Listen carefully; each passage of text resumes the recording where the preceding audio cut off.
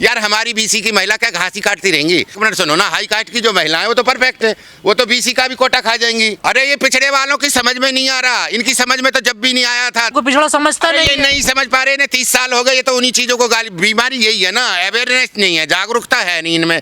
ये लड़े क्या एससी से लड़ रहे हैं? अरे एससी ने नुकसान क्या किया यार? बाबा साहब तो तुम्हारे हित में लिख के गए थे, अब तुम्हारी समझ में अब भी नहीं आ रहा। धर्म की रक्षा जो करेगा वही करेंगे ना, जो लाल पूछ वाले हैं। हम क्यों करेंगे? लाल पूछ वाले धर्म की रक्षा करेंगे जो जॉब खा रहे हैं हमारी। जिस हिसाब से देखो मोदी जी ना, जो ये सिस्टम लाते हैं ना, बार बार जो लाते हैं, कंफ्यूज करते हैं। वैसे तो बोलते हैं कि मैं बीसी का हूँ, और बीसी का कोई भी बीसी के फेवर की कोई बात होती नहीं है उसमें।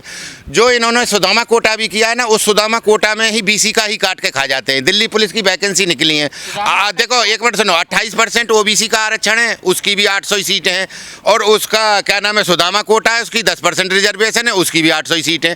यार देख नहीं रहे, ये उसमें खा गए। अब बचा इसका, महिलाओं का जो आरक्षण किया है इन्होंने, उसमें ऐसी राजनीति कर दी है, उसमें बीसी की महिला का तो कोई नाम ही नहीं है।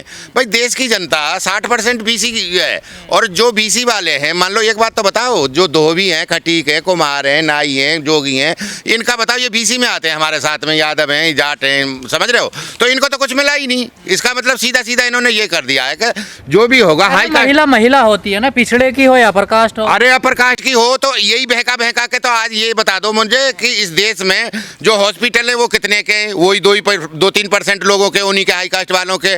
जितने यूनिवर्सिटी हैं वो उन्हीं की हैं, 2-3% वालों की। जितने जज हैं वही 2-3% वाले हैं। जितने प्रोफेसर हैं वही 2-3% वाले हैं। जितने वो हाईवे के या किसी भी चीज का जो टेंडर है, जो कॉन्ट्रैक्टर है बड़े बड़े, वो सब उसी के 2-3%। क्या करोगे? मंदिर बनवाना, यही तो कहा था। अब जब सारी तुमने पूरा स्ट्रक्चर, पूरा इंफ्रास्ट्रक्चर तो सारा कैप्चर कर रखा है, अब बचा ये आया था। अब मान लो पंचायत, आप प्रोफेसर बनोगे, देखो एक मिनट तो क्यों नहीं बन सकता यार? बीसी वाला क्या उसने नाज नहीं खाया क्या? कौन लगाएगा? क्यों? ये किसने लिखा था? ये संविधान किसने? नहीं, संविधान किसने लिखा था? और जिसके ऊपर, ये मंदिर के ऊपर रामायण किसने लिखी थी? बता दो ना। वो भी तो कोई पिछड़े और वही थे, ओबीसी और SC ST थे, हाँ दलित थे। हाँ, तो जब उन्होंने ये चीज, उसके ऊपर तुम इतना वो कर रहे हो, अपनी वो चला रहे हो, सत्ता को चला रहे हो, तो कम से कम इतना तो देखो, बीसी में क्या माइंड नहीं है क्या? तुमने बीसी को कुछ दिया नहीं। जब राजीव गांधी ने पीछे जब पंचायती राज ये लागू किया था, तो 3 स्तर का किया था, और वो 3 स्तर ग्रामीण स्तर होता था, ब्लॉक स्तर हो गया, जिला स्तर। उनमें हमारा आरक्षण है, तो हमारा विधायक और सांसद में क्यों नहीं है? पिछड़ों को आरक्षण नहीं, हमारे वाले तो ये तो मुर्गा बन गए, शतरमुर्ग बन गए। इन्हें कुछ दिखता नहीं, इन्हें अपने बच्चे दिखते हैं, अपनी कुर्सी दिखती है। हरामखोरों को इन्होंने बीसी का इतना सत्यानाश कर दिया, क्योंकि बीसी है जो, वो खेतीबाड़ी करता ना, तो उनकी MSP आज तक इन्होंने दी 77 साल में, और ना इनको कोई चीज जो मांगता है बीसी उसको देते हैं। और हमारे नेता जो प्रतिनिधित्व कर रहे हैं ना हमारे, ये कान खोल कर सुन लें, तुम ज्यादा दिन के नहीं हो, अपने इस जो अपना चला रहे हो ना बिजनेस व्यापार तुम। वैसे मोदी जी मुझे एक बात में बहुत अच्छे लगते हैं कि जब वो ये कहते हैं ना कि ये जो इन्होंने बना रखा है ना, नहीं समझ रहे, अपना बेटा, दादा, परदादा और नीचे वालों के लिए भी करके जा रहे हैं, सीटों को रिजर्व करके। यार हमारी बीसी की महिला क्या घास ही काटती रहेंगी? उनका केवल यही योगदान है। उनकी कितनी पीढ़ी पीछे खप गई हैं, इस देश की आज़ादी में लड़ाई लड़ी, सब में लड़ रहे हैं। बीसी बढ़ चढ़ के सबसे ज़्यादा हिस्सा लेता है। आज भी देश का जो पेट पालता है, और हर जीव जंतु का पेट पाल रहा है, चींटी से लेकर हाथी तक का पेट पाल, उसका ही आरक्षण नहीं है। नहीं, तुमने ऊपर वालों का भी कर लिया, अब वो तो परफेक्ट है। भाई देख, एक मिनट सुनो ना, हाई कास्ट की जो महिला है वो तो परफेक्ट है, वो तो बीसी का भी कोटा खा जाएंगी। नहीं समझ रहे? ये तो और बीसी कम हो गया ना भाई, 207 बीसी आते थे। पिछले समझ क्यों नहीं रहे इस बात को? अब हमारी संसद में, जो संसद है, इसमें समझ क्यों नहीं रहे इस बात को? इसमें 207 सांसद हैं हमारे, और अगर वो आरक्षण लागू होता है महिलाओं वाला, तो हम 170 से ज्यादा लड़ ही नहीं सकते। महिला खा जाएंगी, हमारी जनरल वाली महिला खा जाएंगी हमारे ओबीसी के पूरे कोटा को।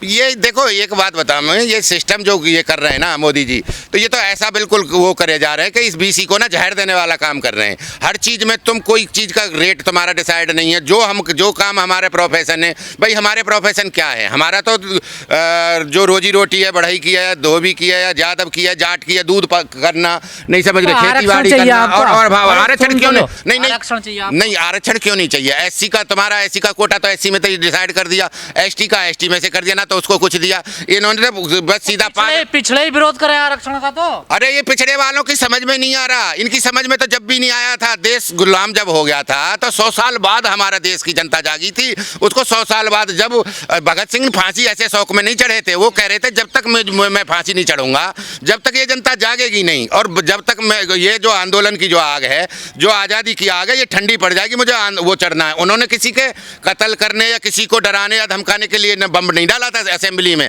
केवल इसलिए बम डाला था, बम डाल के कि ये जनता जाग जाएगी, भारत की जनता जाग जाएगी हमारे साथ में। और भारत वो बम उन्होंने जो फेंका था वो कोई भी आदमी वो नहीं मरा था, जो भी मरा था वो गुर्जर यादव तो अपने आप को पिछड़ा समझता नहीं। ये नहीं समझ पा रहे, 30 साल हो गए, ये तो उन्हीं चीजों को गाली, बीमारी यही है ना, अवेयरनेस नहीं है, जागरूकता है नहीं इनमें। ये लड़े क्या एससी से लड़ रहे हैं? अरे एससी ने नुकसान क्या किया यार? बाबा साहब तो तुम्हारे हित में लिख के गए थे, अब तुम्हारी समझ में अब भी नहीं आ रहा। 207 सांसद अब हम आए थे, अब 170 ही रह जाएंगे, समझ रहे हो? अब 170 रह जाएंगे, हमारे हाई कास्ट की महिला खा जाएंगी हमारे कोटा को। तो ये जो वो था जापान जाग गया था, 18 घंटे में जापान जाग गया था। और ये हमारा देश ऐसा कि 100 साल बाद तो इसे ये पता चली थी कि तुम अंग्रेजों ने गुलाम कर लिए। हमारे नेता मैंने बताया नहीं क्या कर रहे हैं, वो उन्हें कुछ करना नहीं है, उन्हें केवल ये दिखता है मेरा बच्चा सेटल हो जाए, मेरी फैक्ट्री इंडस्ट्री बड़ी हो जाए, मेरा और 20 कॉलेज हैं तो उनके 40 कॉलेज हो जाएं। ये इनको देश से देश मर रहा है, मर जाओ, जीडीपी जा रही है जाओ। उनकी जो जिस बरादरी के ऊपर वो बन के आए थे ना, जिसका बेस बना के चलते हैं, वो यादव, एक भी जाट या यादव या कोई भी जो भी मान लो समृद्ध हैं, नहीं समझ रहे बोलने के लिए, तो वो क्यों नहीं बोल रहे? भैया संसद में तुमने क्यों नहीं बोला? ये तो हमारा रिजर्व करो। रमेश बिदूड़ी क्या बोला? रमेश बिदूड़ी भी इसी में, हमारे भी इसी में ही है। उसने क्या बोला? वो तो गाली दे रहा है, अननेसेसरी ऐसी गाली दे रहा है। तूने उनके लिए तो दी नहीं, मोदी को गाली देनी चाहिए थी भाई, तूने क्या कर दिया? ये भाई जो गाली उसको दानिश अली को दिया, ये इस गाली को मोदी जी को देना चाहिए था ना भाई। तू कर रहा है भाई, तू हमारे कोटा को खाएगा, 30-40 सीटों को हमारी कम कर दी तूने जेंट्स की। जनता नहीं, हमारा देश ऐसा है भैया, इसको जगाने के लिए ना बहुत पापड़ बेलने पड़ते हैं। आज महात्मा गांधी जी की बकरी की तो रस्सी रखी हुई है वहाँ म्यूजियम में, लेकिन वो फांसी का फंदा जो जिस रस्सी से फांसी लगी थी भगत सिंह वाली, वो कहाँ है? उसको म्यूजियम में नहीं रखा गया। ये देश ऐसा वो है, बरगलाता है। आप लोग तो भगत सिंह नहीं यार, सब पढ़ते हैं, मानते हैं, उसके पीछे चल रहे हैं। तो कम्युनिटी के थे तब भी नहीं पढ़ते आप तो? पढ़ते हैं यार, पढ़ लिया तभी तो हम कह रहे हैं कि उनकी बकरी की भी रस्सी रखी हुई है, हमारे उसकी फांसी की रस्सी भी नहीं रखी हुई।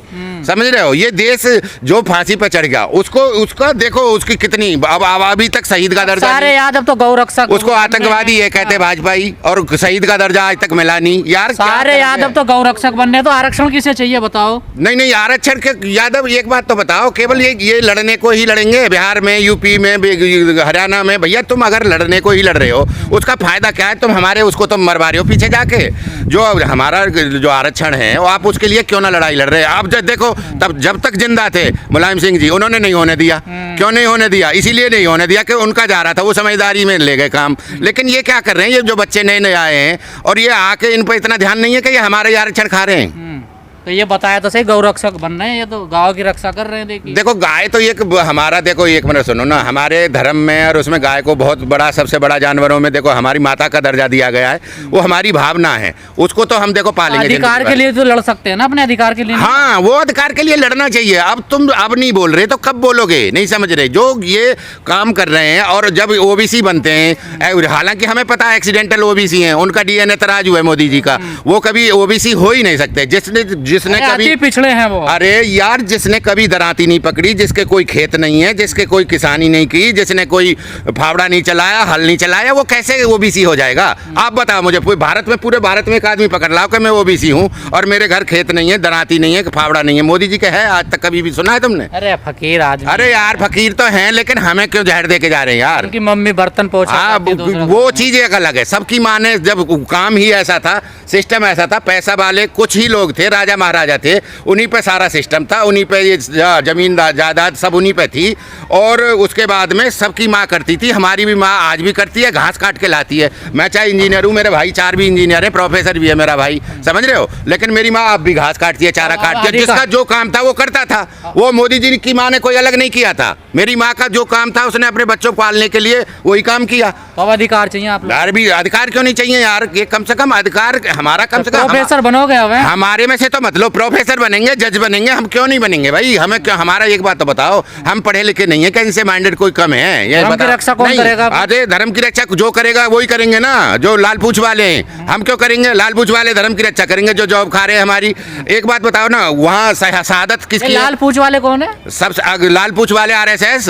हाँ, लाल पूछ RSS BJP वाले करेंगे ना धर्म की रक्षा। हम क्यों करेंगे? हमें कुछ दिया है क्या भाई? हमें हमारे तो उसमें आरक्षण में तो भी तुम खाए जा रहे हो, हमारे सांसद और MP को भी खाए जा रहे हो तुम। अब विधायक जब बनेंगे, विधायक मुझे लग रहा है मुझे, अरे भाई कम से कम मेरे तो 40 विधायक तो वहाँ कम होंगे BC के, UP में संसद में कम होंगे 40 सांसद। ऐसे ही करके पूरे प्रदेश में लगाओगे तो हमारे तो BC के कम से कम इन्होंने 600 विधायक और सांसद कम कर दिए।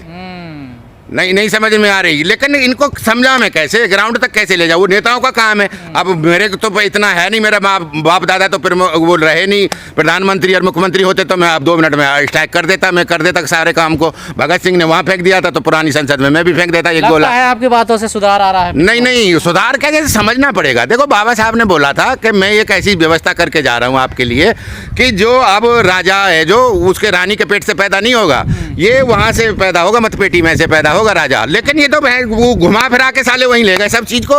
ये तो पैदा फिर वहीं से हो रहा है। ये तो वही राजा का बच्चा राजा, और राजा उन्हीं का लड़का वो मुख्यमंत्री, और मुख्यमंत्री का ही प्रधानमंत्री, और प्रधानमंत्री का ही मुख्यमंत्री। अब तुम गर्दन कर रहे हो आगे को लाके इस देश का। यूँ तो बता दो, जो 90 लाख करोड़ भ्रष्टाचार की भेंट चढ़ता है उसे कौन सा पकड़ के देगा? ये अब हम दिवाली के बाद में भैया एक धरना प्रदर्शन लगाएंगे हम तो रामलीला मैदान में, और इनको सबको लेटर लिखेंगे जिसको प्रधानमंत्री बनना वो हमारे 90 लाख करोड़ को दे दे।